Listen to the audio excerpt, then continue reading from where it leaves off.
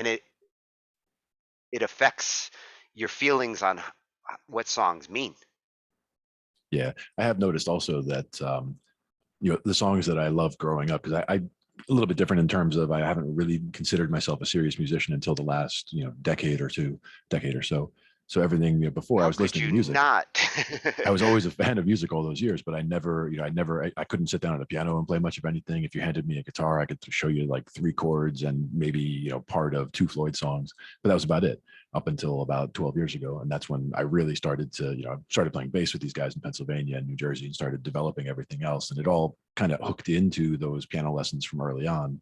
But, that wasn't really, but anyway, the point was that when I would listen to music growing up, I was listening to it not as a A musician, but lot of listening to it people just as a start with the consumer. piano lessons. Yep. And so I was more just listening to the music from a different perspective then. But once I started doing music more seriously, I really started to appreciate different types of music more than I would have otherwise. And then things like Fish, for example, I would call it like musicians' music in terms of it's music that could be a little too complicated for most people in terms of the structure, in terms of It's changes, groove things like music. that. But the groove they Well, get is unbelievable. it's groove music. And I It's love that. same like with jazz, a lot of improv and a lot of groove. That's the like Dead and Fish recipe in their songwriting is let's take these chords, groove them, and let everybody kind of add their own layer on top of that groove. You know, the Dead and Fish managed to jam for decades Yep. straight. And I love it. And that's the thing is that, if you get something going like that, where it can just keep going around and around and somebody can just keep making it interesting with something else going on. And that's the key is, you could have the simplest song in the world, but if it's going around and someone's able to keep it interesting, then it definitely makes a big difference. That's how jazz and blues have evolved. Like all the bars and all the like potential jazz is a little more interesting, but blues in general has evolved from like basic structures that people keep finding new grooves on top of. You can still hear the same blues scale played that from 80 years ago today and hear a fresh new version of it. And that was one of the things I learned in my 3 guitar lessons that I took when I was a teenager. Um, I guess I was just starting out in college, but I took like basically 3 guitar lessons from this guy where I learned the blues You tried scale. guitar back then? Yep, I learned the blues scale. I learned the minor pentatonic, and I had told him I think "Over the Hills and Far Away" by Zeppelin, and maybe a couple of other like maybe 2 other songs, "Foxy Lady," and then one other one maybe that I asked him that I'd be interested in. So he like wrote them out for me and gave them to me, and showed me kind of how to get them going. You trying Jimmy as Yeah, a yeah, teenager? yeah, yeah, Trying out a guitar and you're going after Jimmy? yeah. I was like, I like that You song. He's like, were well, ambitious. well, here, this is how it's done. Yeah, I like it too. Yeah, Try yeah. to play it though, especially when you're starting out on a guitar. That's like jumping to the advanced lesson. But also I did start getting into I guess before I really started getting into these bands, I started doing these things. I started getting into the blues also, and that was one thing where it was just kind of a free strange twist of fate or whatever. I started watching a blues channel on my cable TV. It just had a blues channel I could just flip to and have that on while I'm doing whatever else. So if I'm watching a science show or I'm playing a video game or I'm doing whatever, You had a I blues channel? You yep, had a blues channel on your Oh, you mean the music channels? yep. Oh So there's like, yeah. and all it was like pop up I facts. It never was like used pop them up. when I had cable. I never did either, but then it was like little pop up facts would come up about the artist or about the song or whatever. So it was kind of cool. There's never any commercials, and it was just a constant playlist. But it gave me an appreciation of say 50 blues songs that they would keep going around with, and I started getting interested in those. And then later on, I was working down in Princeton, and we were going through all this Mountain Dew, and the Mountain Dew caps had the free songs, the free iTunes downloads. So I started using those for all the blues stuff, and so that's how I started building up my library. Good way to, yeah. But I got like 40 Good way to songs that build were, the library. but it was Moment all of stuff, opportunity. Albert And Collins, I'm a Albert Mountain King. Dew addict. Yep, I could have built up albums with my Mountain Dew addiction. exactly. Love that stuff. But that's where I started building up the blues then. And then from that, I started developing, appreciation. Because if you do focus down on the blues specifically, it's not that you necessarily want to do the blues all the time, but kind of understanding how it works and getting comfortable with the It's style. super useful for you. It's super useful to move around to Going into anything else. bass and what you're doing there, it's the genre to really start with the bass, and then all the other genres get easier. Yeah, Blues, exactly. you learn how to play and how to feel what you're playing. You know, blues is a beautiful emotional style, genre. It is 50% feel and 50% technique. There's one particular song that I really like to go back to a lot of times, and it's by Duke Robillard, and it's a song where he basically pays homage to all of these other guys before, and I think he does basically pays homage to 11 different guys and then plays one himself. So it's he goes around and he plays in every key in the same song. So he plays in this key and then he shifts it either up or Everything that down. leads to this. Yep, and he'll just keep like shifting to another key and then playing in this guy's style, and then shifting to another key and playing this guy's style. And he talks a little bit in between each one about the person who he's going to go play and what their style was like or what they were influenced by. And it's just cool to appreciate the differences in the sound, because again, it's all the blues. It's all quite simple structure wise, but when you think about the articulation and you think about what's different between this and that, and Albert King with these monster bends, and then you get somebody else who has a much sweeter style or a much less use of the bends and more use of hammer-ons and things like that. Everybody's got their own signature stuff that they kind of put in there, but the end result is still something beautiful and something cool to share with other people. And that stuff, depending on what genre you're playing, bends and slides lend themselves to certain genres more than others. If you can creatively find a way to do those things in a, say, a pop genre or something where it's normally not used, it can really add something to what you do over there. But like with blues or that country, the traditional country, the twangs and the slides, techniques that you do are part of the sound, Yeah, yeah, it's definitely good stuff. especially in blues. Like the best blues guitarists massage their strings into the note they want it to be, I was talking to somebody and they or were, they glisten over it with like with the tube. I love when they use that. yeah, yeah. I think it was we're talking about Derek trucks, and somebody was like, Derek trucks, and I was like, you kind of got to appreciate that. I mean, if you've ever seen some of that, you ever heard some of that, you really got to get into a little bit of that at least. Derek Trucks is Yeah, what? yeah. Slide guitar, slide Oh, is that guitar. what they That's it. call it? Derek Trucks? Well, Derek Trucks is the guy. Derek Trucks in the Oh, is Tedeschi he Truck the Band. artist? Is Yeah. he the artist who owned it? Like, like said, this is my sound. Well, it's kind of When yeah. did I he mean, do it's that? just he's been playing for a while, but it's one of those things where if you hear him play, you'll get it right away. But it's one of those Well, yeah, you kind of any love it good or hate it, I guess. any Some good people they're just like, slide no. guitarist. Yeah. Well, did you ever see Jeff Healey do it with the technique he had? Mm-hmm. Some time ago, I think. It's beautiful. Like, it, it's beautiful to see how he would just, they say you lose some senses here and your other ones get enhanced, and his guitar technique clearly was enhanced by the fact that like visuals weren't necessary. Everything he was feeling as he was playing was being enhanced in that guitar. Yeah, you can hear more about all the overtones and the undertones and all that with everything he's doing there. He probably feels the instrument more than And with most the people. slide, it's all about emotion. When you're using the slide to get that sound, it's all emotion. You're trying to like make it cry or squeal. Yeah, the connection to the instrument, that's where that stuff really comes out with those articulations, because that's the stuff that you don't really get off a page either. Like somebody could show you No, the tab for something and it says, it shows you where the slides are and what they are approximately, but it doesn't tell you how to get there. It doesn't tell you how long to hold this, how long you yeah, move to that, how loud this part is. Like all those things are just, you got to feel it, you got to hear it. that's what we were talking earlier with Father Pat about when it comes to, you can learn the chords and you can learn the scales. Learning to feel those chords and scales is something that you can't be taught. You have to go through the motion. You have to feel those chords and scales, and then you make it your own.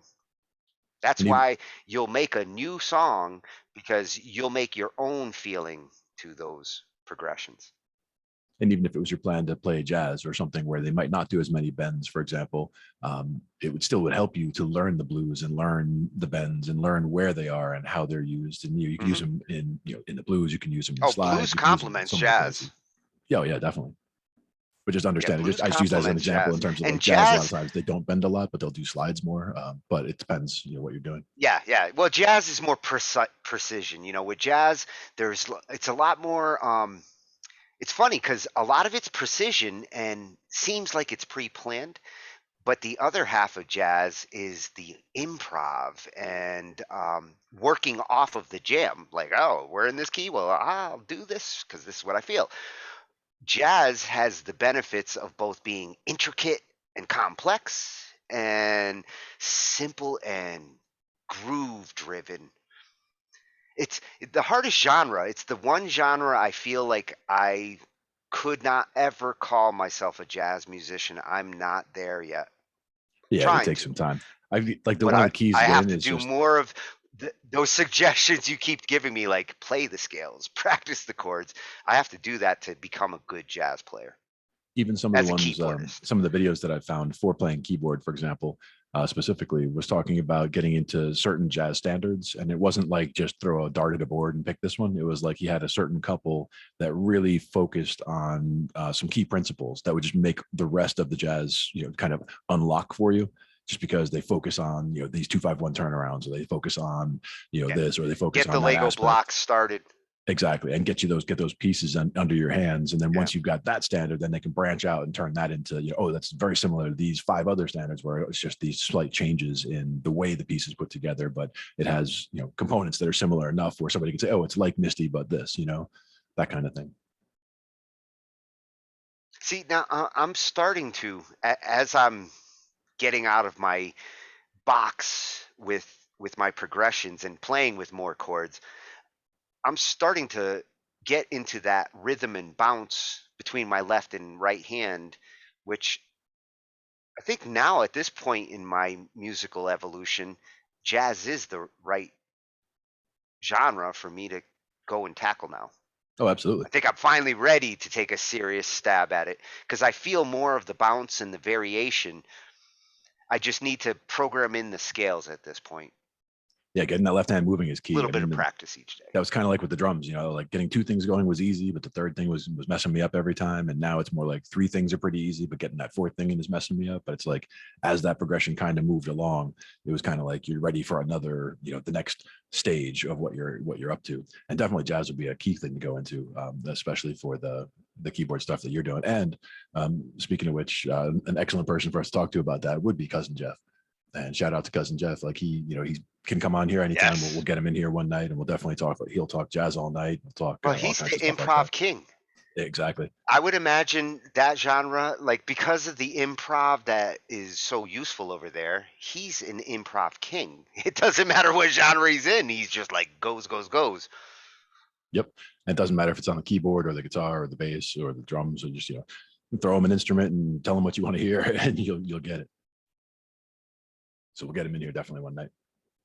Yeah, those guys who understand sound from any instrument. I had a couple of them in my band. My high school band, my guitarist and my bassist were savants. You could hand them a musical instrument that made any sound, and they would make sound with it, and eventually make good sound. Absolutely. Yep, that's cousin Jeffrey Beck, and I've not never been not the so famous Jeff lucky. Beck, but the Jeffrey Beck out in Pennsylvania. But we definitely we'll get him up in here, and He's the only yeah, Jeff Beck I know at this point. yeah, exactly. When I hear Jeff Beck these days, I don't think the other Jeff Beck. Like what, the Cliffs of Dover guy? Nah, that guy I've Herb heard Johnson. so much. Well, I've heard more of his. I've heard more of his than the other Jeff Beck as far as music goes. Yeah, one of my favorites that I was talking It'll be about was awesome to get him on.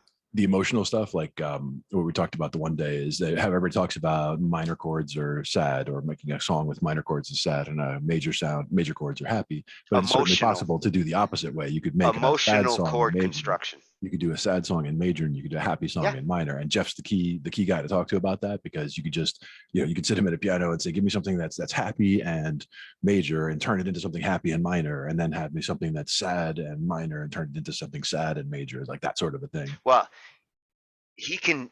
he can transpose in his head. That's like the reason why he can go bright or dark is all because of those you know those progression changes that we were looking at a couple weeks ago. The ability to brighten, just changing what was it, modal scales. Yep. You can shift modes and go That's like what they call it, a little like the bit different darker than modes. major. You can get Yeah. Mixolydian, or a little bit lighter and brighter than minor would be Dorian, those sort of thing. Yep. And Where that's how everything you falls on the shift from spectrum. something that sounds a little happy or a little sad. Yep. That's one of the ones that we should definitely go over again at some point from Mixed I with, think that was Signals Music oh Studio. yeah, yeah, well, I'm practicing more on that.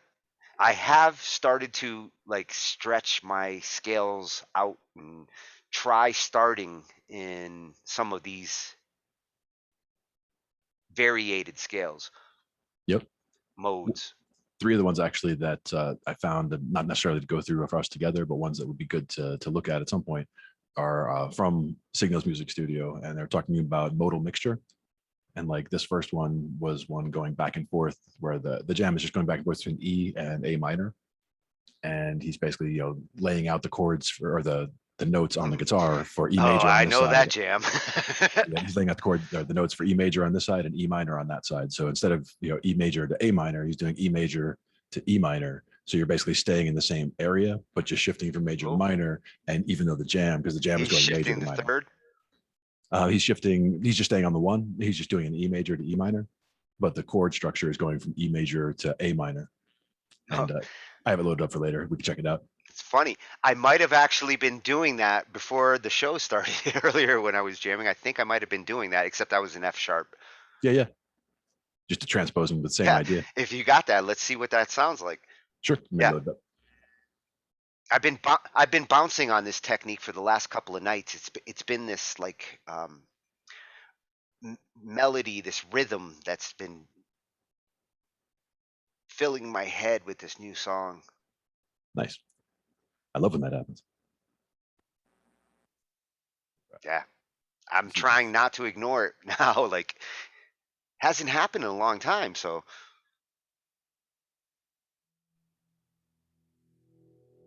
This is more, he's not going to really talk about it. He's just going to show us what's going on. But it's a Mixolydian jam.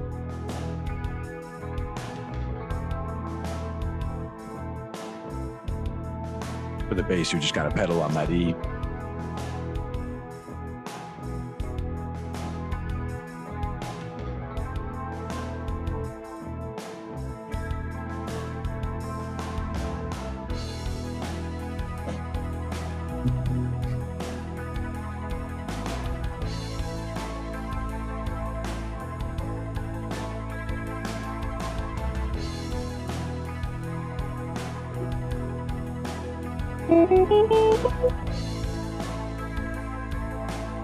so now he's shifting. Back and forth between E major and E minor.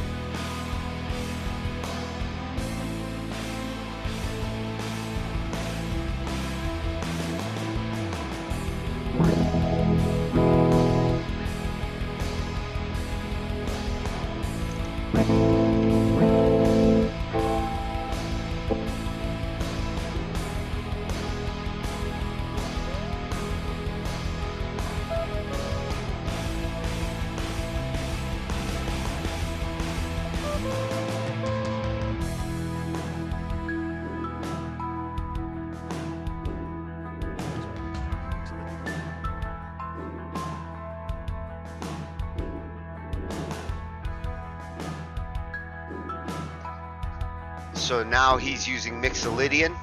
Yep, using Mixolydian instead of major, and still E minor for the A minor part.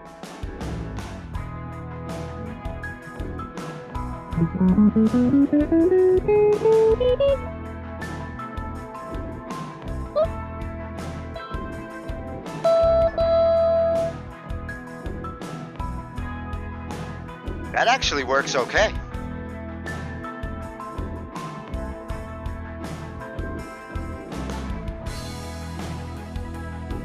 he also goes through another one where it's the same key the whole way around, like just use one thing for the whole thing around.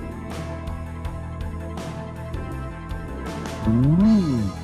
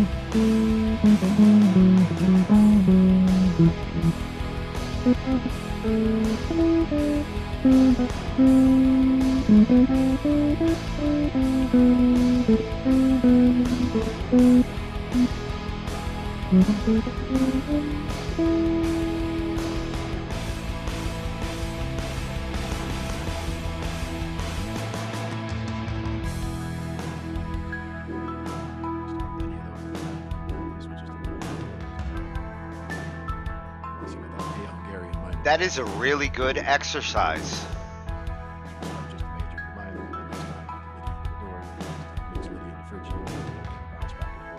See how they all sound.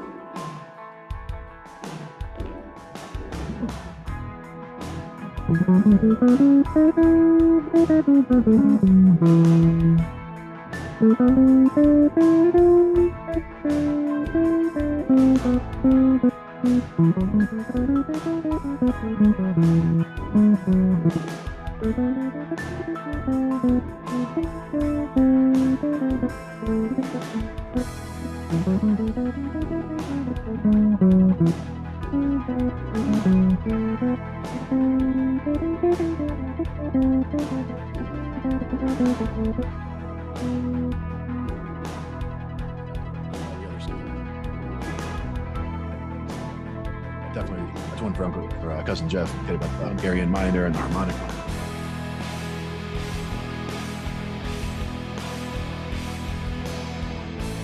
Well, by knowing all those different options, he was feeling out all the notes available, and you can hear once in a while a note that works or doesn't. Yeah, a lot of the ones that don't. That's because When you're trying to develop that killer solo, when you want to make that ultimate metal solo, you might want to borrow some of those notes from some of those. For metal, I would definitely be going with the Phrygian dominant on the left and probably the harmonic or melodic minor on the right. Or maybe the Phrygian over there too. Because Phrygian definitely gets that nice dark metal sound.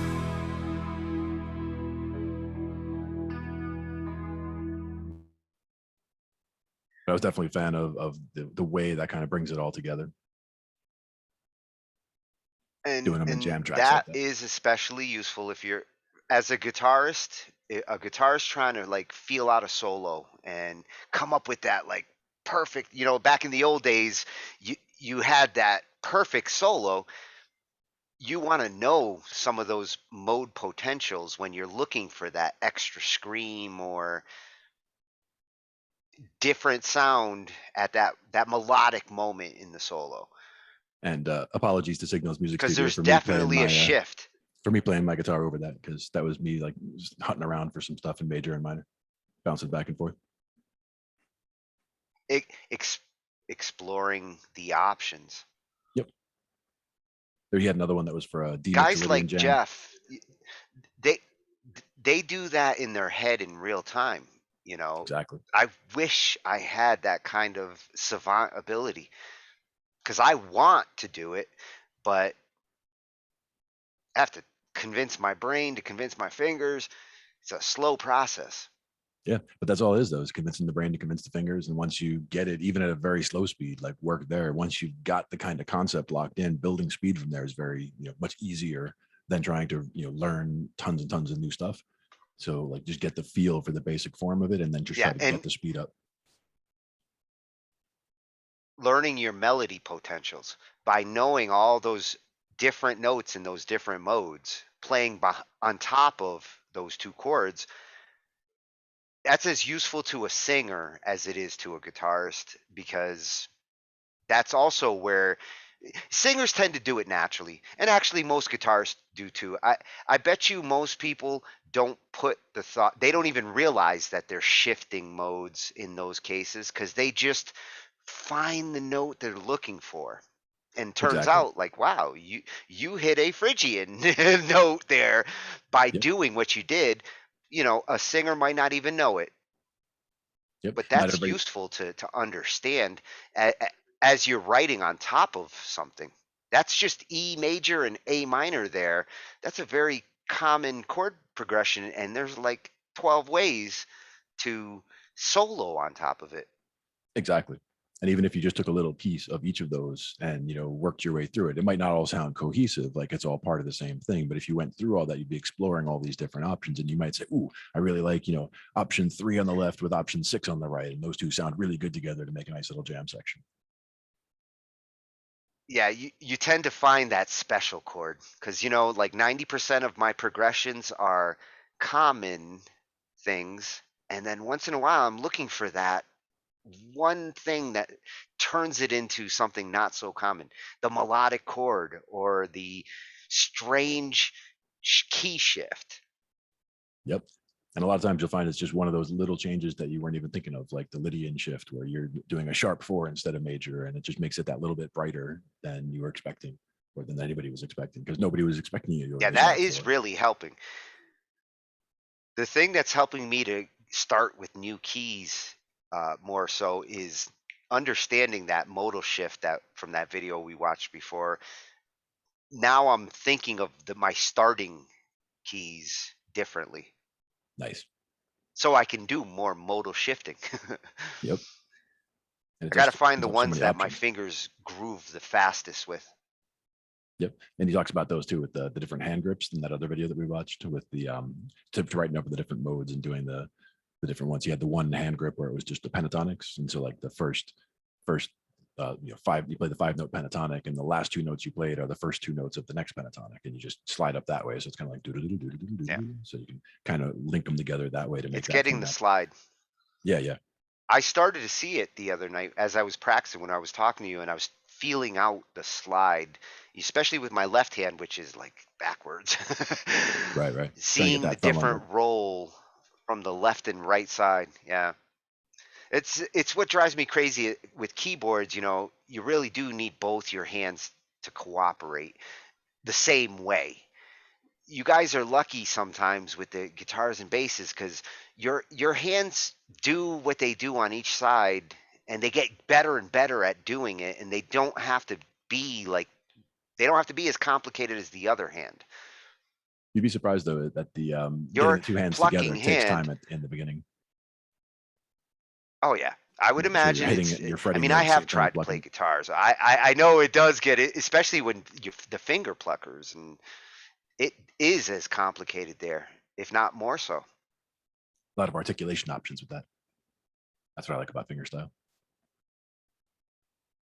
But it's going to be And it faster gets to even pick more too. interesting when you look at Greg, when Greg was showing us the other night, how he sets himself up for the way he plays and his particular style. That was fascinating to me too. Bassists, you have different styles that you might approach, and how you position your hand. There was a killer There's video I It's watched the other day key. on that. It was on, it was Marcus Miller, and it was called Unlocking the Bass Guitar with Marcus Miller. And it was like a 30, 40, 50-minute video, but just some really, really good stuff in there, Yeah, especially see, when I'm you're going to be talking. watching some of those bass videos. We're definitely going to watch that. That's one for I you for am sure. going to get a bass. I want a MIDI bass though. I need to find one that will also plug in MIDI. Yeah. That is my that is going to be my requirement. Don't forget that you could also have, if it's not on board the bass, you could always get whatever bass you want and have a device like a pedal or whatever to get to the onboard with the MIDI. But it's up to you. No, yeah, Noiser Noiser is testing that bass VST plugin. So after I hear his results, I'll be thinking more about that. I would rather get a traditional bass and focus on like the pickups and the things you guys are taught, the tone, and worry about MIDI secondary, but MIDI is super important to me. If you guys say those VSTs don't cut it, then I'll look for one that's actually a dedicated MIDI controller My question first. would be Melodyne, right off the bat, would be if you were to play bass and have Melodyne, would that turn it into a MIDI track for you in a good enough format? Yes, I can do it post. That's not a problem. And as long as I keep the bass line simple. I mean, the new Melodyne can actually do chords and other things, but the more complex what you're doing, the harder the translation to MIDI gets. But that's usually, like you're saying, with In the end, polyphony. the Polyphony best is what really MIDI, messes that up. And on the all the bass, you're MIDI almost I always going use, single note. the most professional, yeah, typically bass is much easier to transcribe. Guitars all over the place, Especially with all the effects all the time. especially if you're trying to transcribe like Iceman tracks. Like I've tried to do Melodyne on Iceman tracks so I could figure out like what chords he was playing and things, and oh my god, Melodyne gets a little lost. I'd love to see what Melodyne would do with like a really busy bass track, because most, again, even a busy bass track wouldn't have lots of chords, generally speaking. Or if it did, there would be simple As enough long chords where as they'd pick out. as long as the notes are separated. If the notes are separated in the recording, I mean, the only time Melodyne gets confused is when things mash up. If you got a couple of notes at the same time, it's got to figure out the chord that's going on. We'll also do a little But testing it on that does for a you. good job of figuring out the chords. I'll figure out some. I'll just throw some bass down and see Oh about yeah, dragging into Melodyne and see what that gives you. yeah, yeah. All you bassists at this point, Ange got an army of bassists. Yep, We're coming out with the booms. got to have the bottom. That's Songs where got it to have the starts. bottom. We were talking about a video from Creative Sauce the other day too. Which one was it that you were thinking of? Was it the compression one? Well, you mentioned one about his. Yeah, he had one on compression, and I mean, I'm still soaking up his cakewalk tips. Right, right. He had one Did that's he make any new cakewalk? Has he done any new ones since they did the integration? I'd love to know his thoughts on the collaboration integration. for the last 2 weeks. It looks like he's been doing featured artists live. Apple Sound review. The Cakewalk Secrets was from 4 weeks ago, so that would have been, is that past update? The integration with Cakewalk is about a month and a half old, 2 months. Because the five Been more around now Cakewalk for a Secrets was while. 4 weeks ago, and the first five Cakewalk Secrets was 2 months ago. So they're both right, kind of in that range. And then he Well, had the those were addictive. great secrets. And chances are, like he might have had those out earlier. The project integration is, such a new, unique thing that I would imagine if he was going to cover it, he would have done a whole show just on that one. Right. He also has one on the addictive drums that we talked about, on using addictive drums too in Cakewalk. Oh, That's the one you're using? No, that was the one that we talked about. For me, I haven't done a lot with drums yet, just because I'm still very new at trying to do something with drums. I have the electric kit here, like we were talking about doing some testing with the electric kit before. I do have an electric kit here that I have plugged into the Mackie, but I don't play it very often, and I can only keep it very simple when I do. But I can definitely do some testing stuff if we wanted to look at that. You on drums, that's got to be cute. Like It a is. giant man on top of these little drums. Do, do, do, do, do. Such an itty bitty drum set. I almost We had to like gotta, we lash the. gotta video that. I almost had to like tie the drum set to the chair so it would stop walking away from me, because when I'm hitting the kick pedal, the whole thing, he's trying to walk across the room. It's just too Well, small. you do have great drums in your machine. I mean, Cakewalk comes with actually some kick-ass kits. So getting that thing hooked up to the machine and accessing these kits would be a fun experiment one night for Because sure. it would just be a drum, We've got replacing thing. yeah, a couple of you now have digital kits in this Ange army. Yep. Pat's got a digital kit. You've got one. I think Jason has one too, To be fair, or mine Greg.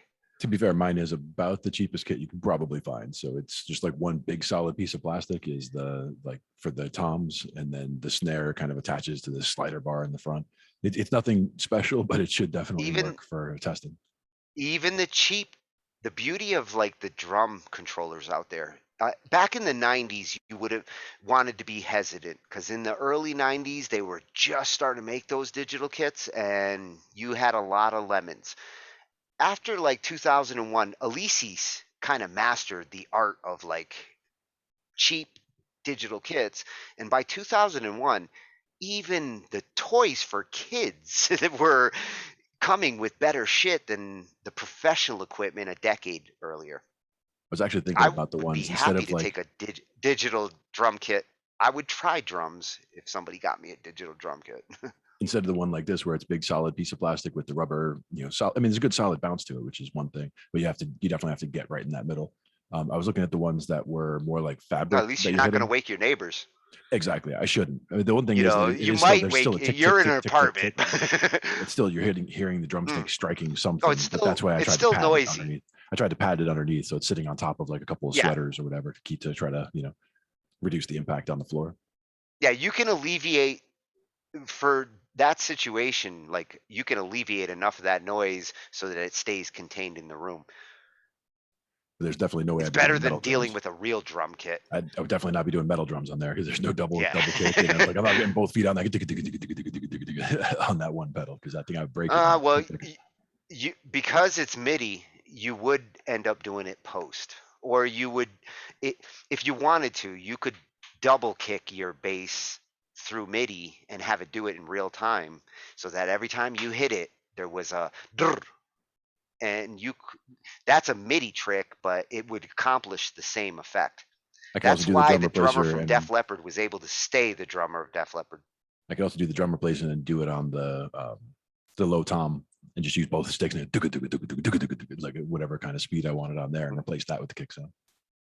Yeah, actually, I like it better when drummers use the toms instead of the bass in those cases, Mm-hmm. because if they do it at the right moments in the song, tom booms are very effective at like mood shifts, whereas the double bass, and especially with metal and the more extreme metals, it's the double bass gets obnoxious sometimes, and I'm a music appreciator, but like it's hard to write good music over that for more than 10 seconds.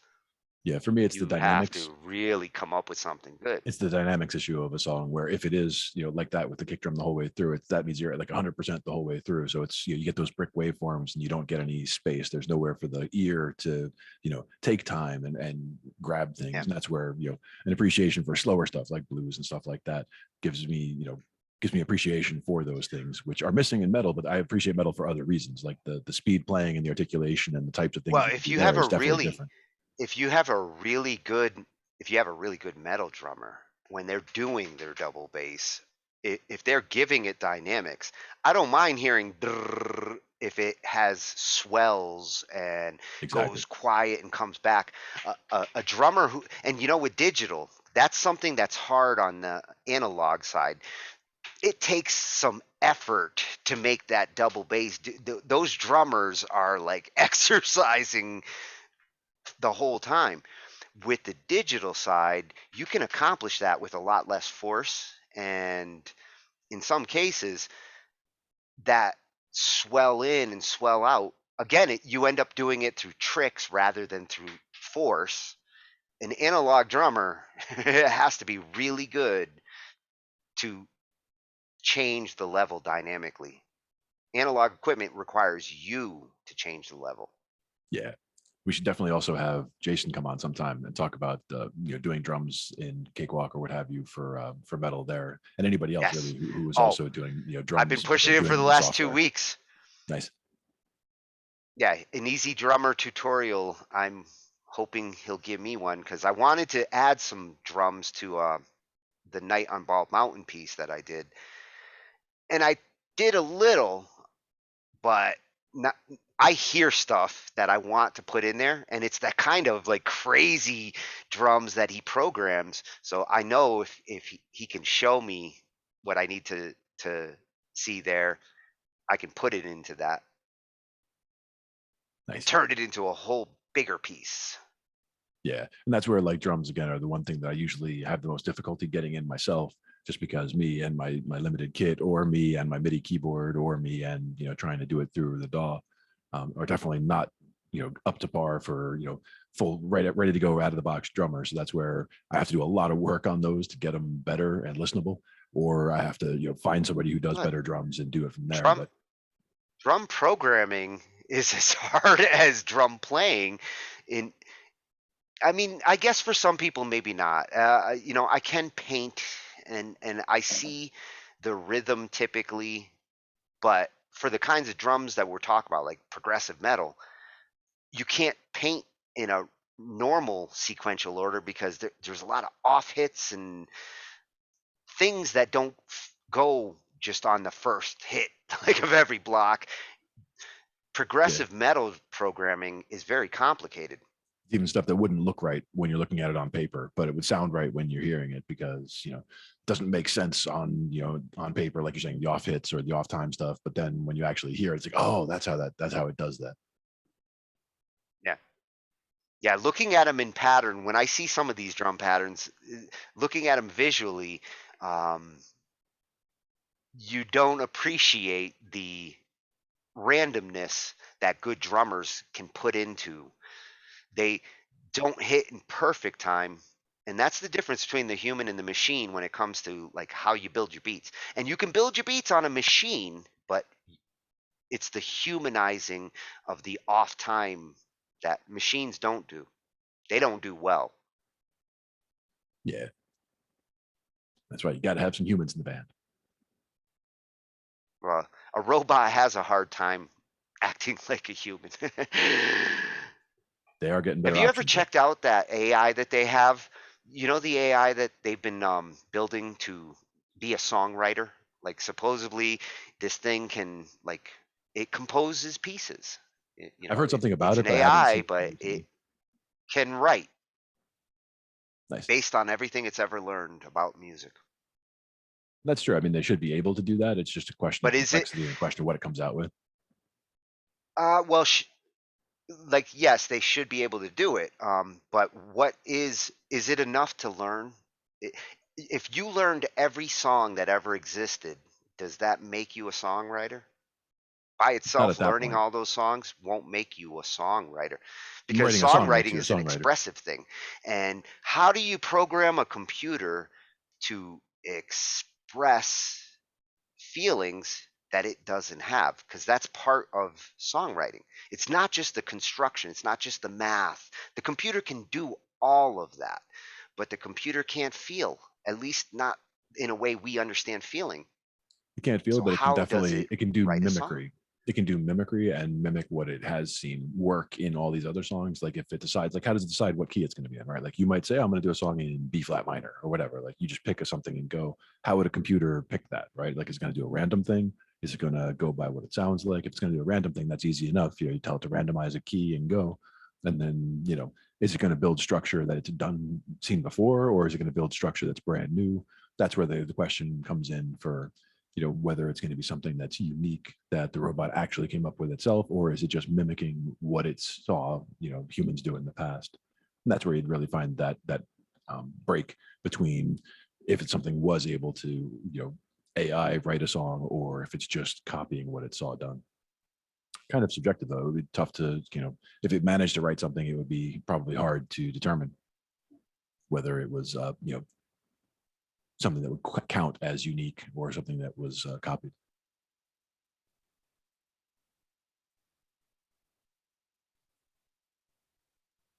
You might be having some mic issues there. It looks like you're not muted, but I don't hear you.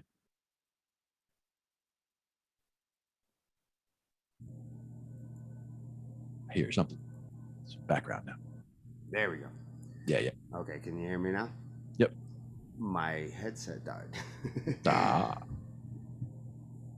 the It seems old to be wireless happening headset. faster and faster too, because that was fully charged and it's dead from starting up at 6 o'clock. That's these are only like 4 months old. I hope that's not going to be a habit. Yeah, Supposed to get 12 hours of life out of those things. that's just one of the other reasons I like wired instead of wireless. But I know you got your reasons, and you got to be able to get outside with your headset on.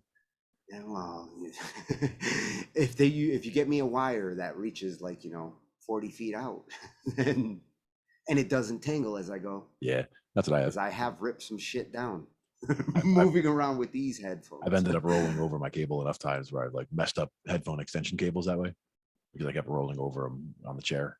But I mean, it's an extension cable that gets me like my main chair where I'm sitting here. I can get over where I can make coffee. I can get over the other room. I mean, I can get anywhere I need to with the headphones still on. Yeah.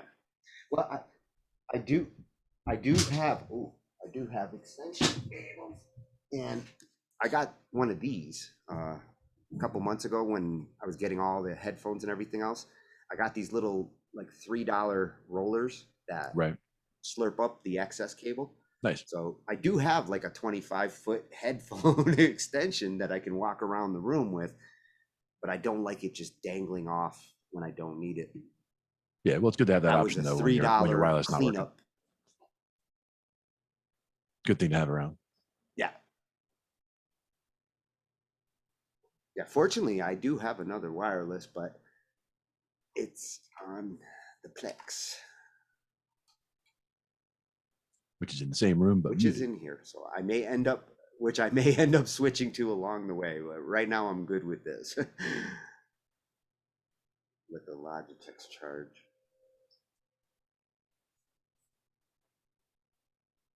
And here, the good thing here is I always like when I'm plugged in, because I can't hear those when I'm on anything else. It's the biggest buzzkill. Got to be able to hear that. Well, I hook directly into my keyboards. I need it real time. If I listen to it there, it will be delayed. And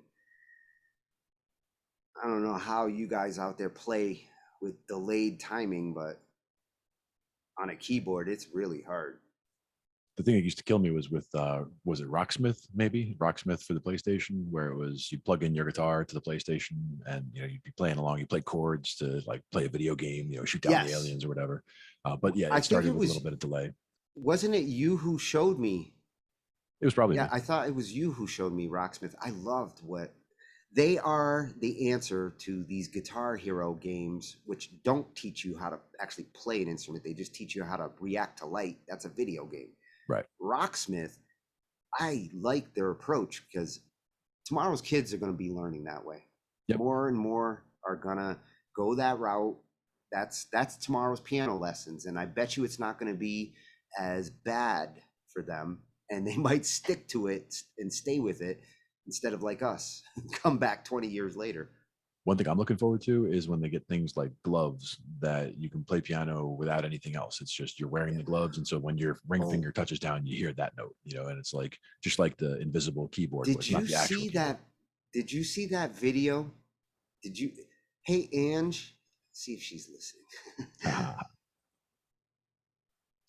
I've been waiting for what you're talking about there, and she found, how like she got those videos of weird instruments and There you she is. know, not your normal interfaces. Oh yes, she is. Yes, Tony. Is me here? Oh, me is here. Me is here.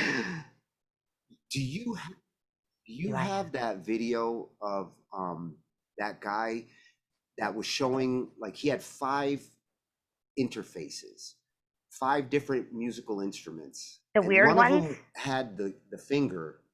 Yes, and one of them had the finger pads. So they're basically like 5 MIDI pads that are like pads that you put on your fingers, and then you can play piano I on a think I know table which one you or want. drums. Where's the Yes, graphic? if you can find this video, it's not long. And No. when I saw that, I've been Hashtag I waiting got 20 you. years for Hashtag. one of these because I do play drums.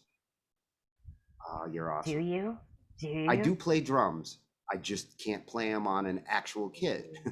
I did see another one that was like something will when similar I to get what you're talking these. about with the gloves and the piano, but it was actually drumsticks Open that this don't up have to for actually ever you. hit anything. It's just as it passes, like as it passes horizontal, Oh yeah. activates. So it's just I had a friend who I had a friend who had those digital sticks. yeah. I had a friend who had, they were toys. I mean, it was actually a toy. And Right, some of the right. ones this guy shows are toys, but I was hoping it was like a they're technology. cool You know, toys. it proves the technology to make a serious instrument out of it, even though it is a toy, like you said. You know, to see if that same Oh, concept could It's be a pushed MIDI forward. controller. Consider it. Also the weirdest one. Consider it a serious instrument. It's a MIDI controller. Today we're doing something Yep. just a little You gotta share. We've sold out. We hear it in your I background. hear it. I don't see it. I know because I didn't share it He's yet. teasing. She's making sure it's the right one. Haha. Oh, okay. I She am. was checking. Making sure, making sure. It's like, bitch, I wasn't sharing. Going to mom. Mom. Hey. Well, thank you for finding it.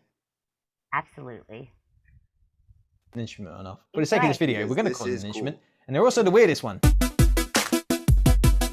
Today we're doing something just a little bit different. We've sold out and we're doing a list video. Papa needs some dollar. We've been doing videos on Looted for around 2 years now, and in that time we featured quite a lot of musical instruments. So today we thought we would count down our top 5 favorite weird musical instruments. Also, today in England, it is the hottest day of the year so far, which is an awful day to be wearing a long sleeve, which is also black. So I'm already regretting my decision and feeling pretty gross about it. So at number 5, this is actually one of the instruments that we first featured on the channel, and it is the melodica. Yes, I'm also surprised we still have this. That just shows how much of a hoarder I really am, and I really didn't want people to know that. I think last time I used the melodica in a video, I decided to pour water into it.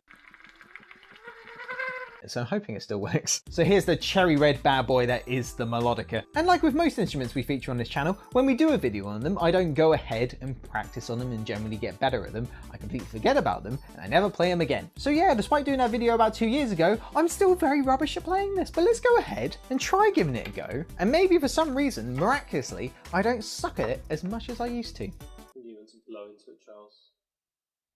For those of you who have not seen a melodica Oh, before, that's a it is total basically Papa just a groin tiny moment. keyboard which you have to blow into to play. Hence why there's a tube attached to the keyboard with a mouthpiece. It's fairly self-explanatory. And basically, the harder you blow into it, the louder the sound, and that's pretty much everything you need to know. But just the fact that it's a keyboard that you have to blow into it to begin with just makes it a bit of a weird instrument, hence why we put it at number 5. It's definitely not the weirdest, but still a bit weird. Some things never change. It's like you start off sounding like you're going into an impressive song, and then you just absolutely fail. Ben, teach me a really easy song on the piano.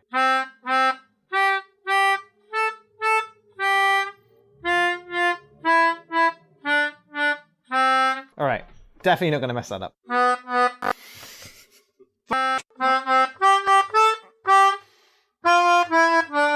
Close enough. That'll do it for me.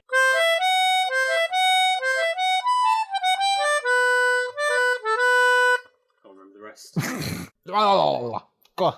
That was really a bad idea to start with that instrument because now my mouth is very, very sore. And I wasn't even blowing that hard. To be fair, you were sucking harder than you were blowing. Thanks, Ben. Number 4, and a more recent instrument which we have featured on the channel, it is the nose flute. Now, I'm sure you can all guess why this is on this list, and that is purely because you play it with your nose, and anything that you play with your nose is kind of weird. And Ben made a very good point when we made a video on this, is that this is more of a whistle than it is a flute. And on the topic of whistles, I would have included the Aztec death whistle in this list, but Ben decided to take it home to do what? Resolve an altercation with my neighbours. Be honest. Okay, fine, I was using it to scare my cat. So to play the nose flute, all you need to do is put your nose right in the groove there and open your mouth and blow through your nose. That was a terrible example. There are actually quite a lot of people out there who have actually made videos on the nose flute and managed to play songs on this thing. I don't know how they managed it, because I can only manage unbearable high-pitched noises, but kudos to them and their obviously far superior musical talent. Who knows? Gonna go check out Spitfire. I think I missed it.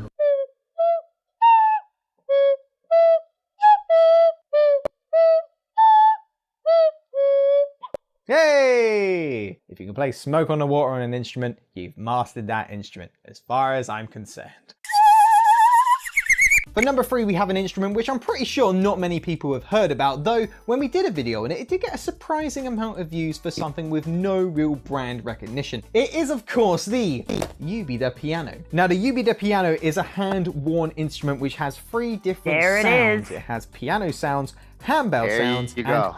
cat sounds. That's Which is the the one. sought after sound for piano-esque instruments, I'm sure. So the basics of this instrument is that you wear a note on each finger and then you just tap it on a table or any surface and you can play a piano, a handbell, or a cat. On the watch strap, you've got a control panel where you can play a few extra notes because it doesn't have enough drum. fingers to play all the notes. I and want you to can also play change the drums. sound. And it's just like I remember. These finger bits With are 2 way too tight. Now for the moment of truth. Hey, it still has battery! So first things first, let's start off with the basic piano sounds. A bit messy, but you get the point. And now let's go to Now handbell. imagine a more Spooky. advanced build of this, because this is a toy. Exactly. But But conceptually, it's yeah. got good a It is a lot tad of weird. I'm potential. sure you can all agree, especially when we go to cat mode.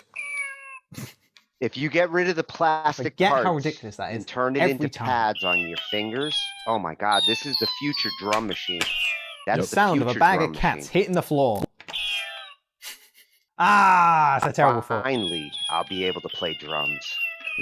Now I know there are better wearable pianos on the market, like the hand piano, which has more sounds, it has a better speaker, and it's a glove and it just works a little better. But I think we can all agree that this is the weirdest one just because of the way No. it looks. It looks think like I a would budget like power the- glove, the and I glove love that. myself. Now for number 2 in the instrument, I think which I'd I'm like the sure glove most of you have been waiting for, it is of course the Otamatone Techno, because how could we not include this on a list of weird instruments? I mean, look at this This is thing. another Somehow one that's managed to really break the cool. plastic screen on the front there, so it's all flippy and looking a bit rubbish. Please try to ignore that. Now, chances are, if you're Today's already kids subscribed to this get the channel, you already coolest know what the toys. Otamatone Techno is. It's the upgrade to the Otamatone Deluxe, though I gotta say that the upgrade is now a bit useless because you have to use an iPhone or an iPad. Basically, you have to use an Apple product, and to use it, you need to use a headphone jack and plug it in to the Otamatone. And chances are, if you're an Apple user, you know that they don't have headphone Shame jacks on you. anymore. So you're pretty much screwed unless you have an old iPhone knocking about. There are a few kinks which you need to work out, but once you have worked it out, it is pretty cool. And that's why you Otherwise, don't if you build completely shit get rid of for that one feature, it's system. exactly the same as the Otamatone Deluxe.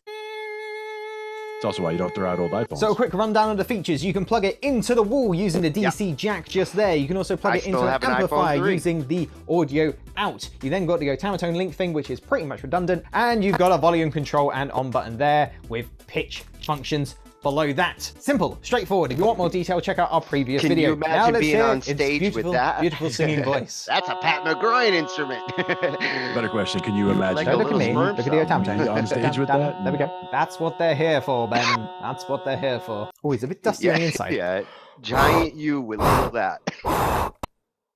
Better. Oh, this is Better off with me with the ukulele. It's like a more Japanese version of Sweet and Sweet. Oh, what a beautiful boy. I can never remember how high pitched can this thing go. It's an interesting approach Quite high. to like articulate your instrument like that. If you want to check out the Otama link in action and us plugging this thing into Using a an touch amp, strip instead of a check out the touchpad, video yeah. because I'm not doing it today because it's such a faff to set up. And that just leaves us with number one, the weirdest instrument that we have ever featured on this channel. In our opinion, it is the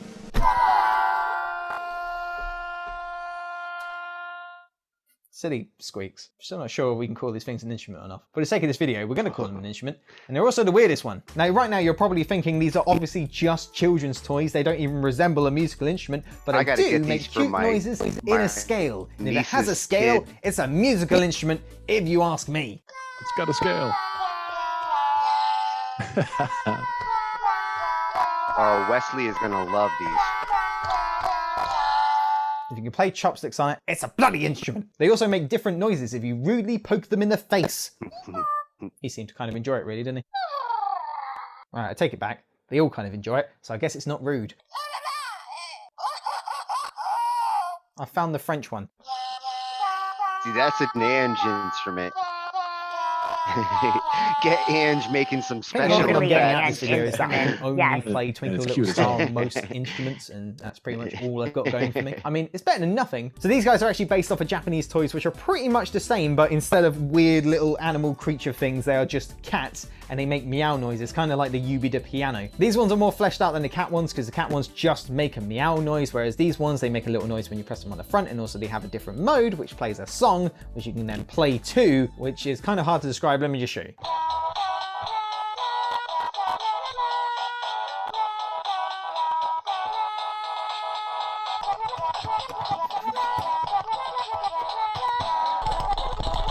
See, now there's the beat maker and the DJ. Which tool. honestly, I remember being far less fun than Oh, and they that take a just was. beating. They're cute, It looks- they're it looks ridiculous. satisfying I'm to really play. not sure why they exist. They barely resemble a musical instrument. It's like and that's having a why they're stress number ball one in a in our musical top instrument. 5 list of the most weird instruments we've ever tried out. Now, obviously, this is just our opinion for the top 5 most weird instruments, and it's only instruments that we've actually tried out. So if you have any weird instruments you think that we should check out on the channel, let us know in the comments down below. And while you're down there, let us know which one of these was your favorite, and that's going to be it for another edition of Looted. If you like this video, hit like if you really like all our videos, hit subscribe. We've got more videos on the way. You can also follow us on Facebook, Twitter, and Instagram. We've even got my own personal Twitter, which you can follow me on there. If you want to support the channel further, check out our links in the description to our Patreon page, and you can also check us out on Discord, and we'll see you guys in the next one. Have a good one. Still not sure if we can call these things or not. I like those toys. Very cool. And if any of you on BandLab play a weird instrument, let us know. Show us what you got there. I Oh. love weird instruments like that. A And weird those little instrument, Dave? hand gloves. We're gonna have to bring I out the want one the just pipe to guy, try. the pipe guy who plays the PVC pipes with the sandals. We got to break him out one Oh, night. oh yeah. Well, that's a guy who just sees instruments wherever he sees them. Like that looks like it makes noise. Let me hit it. And then this makes a lower noise or a higher noise. Let me hit that too. Build it out from there. One of the other jam tracks that he did for the Signals Music Studio was same thing like that jam track from before, but he has another one that was a Pink Floyd jam in E minor. It's also kind of cool where he gives you the shapes to use for the chords and the shapes to use for the pentatonic minor, the blues scale, the minor scale, and the major scale. So you can work your way through all the stuff. You know, there. and that's another thing that's changing. It's not just the instruments that are changing. With all this digital age, I'm noticing people are like understanding songwriting and chords with colors and shapes. And you have instruments now that are grids and people are coloring their sound. I don't understand how they do it, but I think that's some of it, right? Yeah. Different colored variations of sound samples that turn into the sound that you're trying to make. It's essentially having a good Tomorrow's palette. instruments, who knows where we go? Everything we started with was traditional to sound works naturally in our acoustic instruments. It's how a string vibrates and the pitch. But now we've got digital devices that simulate those things and think of them totally out of the box. Where we go with instruments and controllers in the future, who knows what tomorrow's kid is going to be writing their jams on. Even just That the glove, addition of I YouTube guarantee you that as a teaching tool. glove is going to be one of them. That glove is going to be huge with tomorrow's beat makers. And I mean, it's nice to be able to have like a colored pad like I have on my sampler and those Akai's, but turn it into a glove and you could have a DJ in the future who's literally pounding out the beats and scratching the records without any equipment in front of them. That the Exactly. controllers could literally be a turntable and a drum machine and all the real equipment's in a box right next to it, a computer that it's hooked up to. There was something I was testing a few years ago called the Leap motion controller. And it was basically a small thing like, I don't know, half or a quarter of the size of a pack of cigarettes, but it was connected to your computer with USB and it would sit basically closer to you than your keyboard, like, below the space bar. But if you moved your I hands think I know what over you're it, talking about. it would track your hands while you were over it. And you could actually do a virtual in-air I keyboard. So you could use it as a control surface. So the same kind of a thing, but without having to yes, actually touch a surface, you could actually just, when you break this plane, it activates that key or that note. yeah, It's called the I Leap motion controller. looked at that. I looked at that when all this technology I've been looking at over the years for something that I could assimilate to and say like, oh, this is as natural for me as the keyboard. Some of these motion controllers, they've come a long way. They're building virtual computer keyboards these days. Yep. The light keyboard, That was I'm what I was talking surprised about. Yeah. you're not seeing more laptops at this point that are not just putting a keyboard on the table for you and But projecting it there. with a little bit of laser work. And yeah, they are doing some cool stuff there. And with the music, as long as you're not dealing with latency, because that's always the biggest bitch with those controller devices. You want it to sound when you hit it. And the other thing with the tabletop keyboard would be is velocity and things like that. That Right. you're going to feel like you're on a synthesizer because it's not a weighted keyboard. So how you simulate that? Some of that you can do in post, like you said.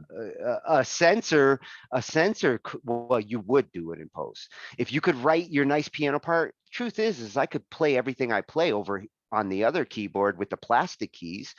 I won't get the same emotional feel.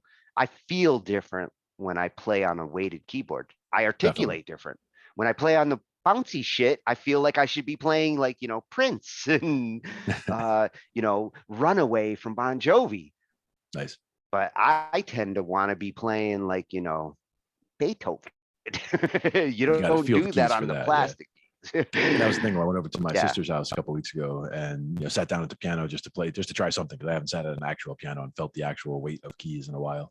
So I sat down and it shocked me, one, how loud the piano is and how heavy the keys felt. Yeah. Because like I just tried to play real It's quiet. as loud as drums. And I couldn't even It's as play loud quiet as drums. as hard as I tried to play quiet. I couldn't get, like, I was either no Mhm. sound, kabam. I was like, wow, I really need to work on my touch. For 30 years of my life, my piano was in our living room, which was in a giant room with a cathedral ceiling, like sound amplified in this room, like a sound hall. I love to play on that thing, but people lived in the house and like did things all day and night. My opportunities to use it were limited because it's as loud as drums. I couldn't play it in a way that didn't interfere with everybody else in the house trying to live. And I don't know if you've ever tried to play Beethoven quietly, but it doesn't really work. Not the later half. Everything on the bottom half of his catalog, you can really see, when he was starting to go deaf, the things he was writing, like he was purposely hitting it harder. The guy had his head to the piano just to feel out like the last couple of symphonies. Yep. That's dedication to the It craft. affects the, oh, well, yeah, it's scratching the itch that you have to scratch. We were talking about that last night. What motivates, how you get that idea that all of a sudden you can't stop until it gets out of you.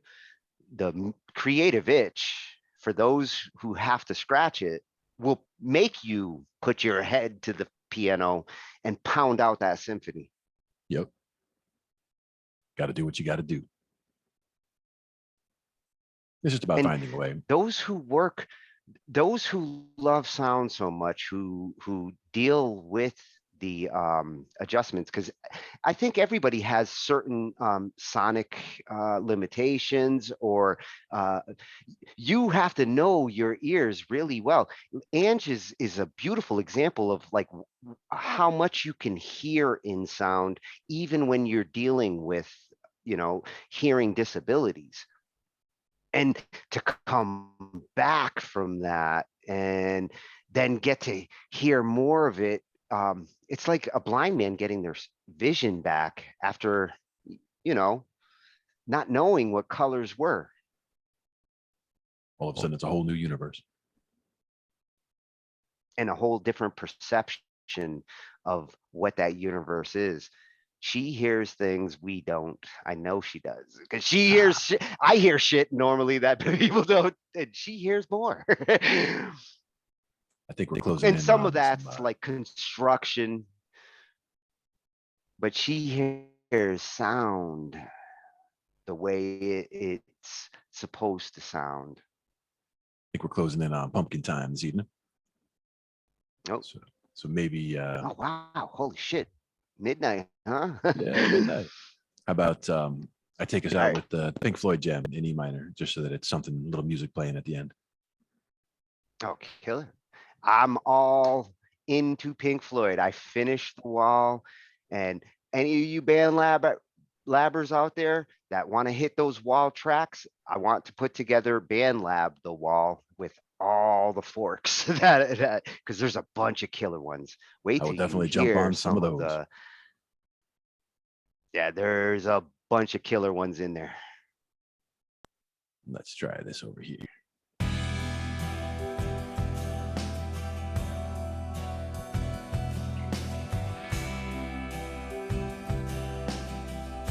Mostly E minor add 9, and C major 7.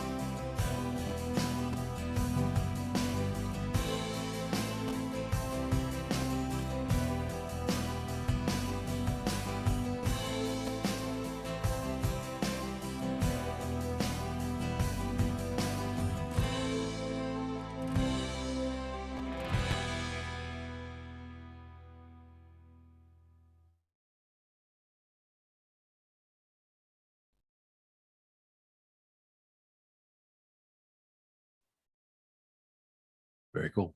Thanks, Tony. Thanks, Ange. We're going to take off for tonight. We will catch you all tomorrow. And thank you, Glenn. No worries.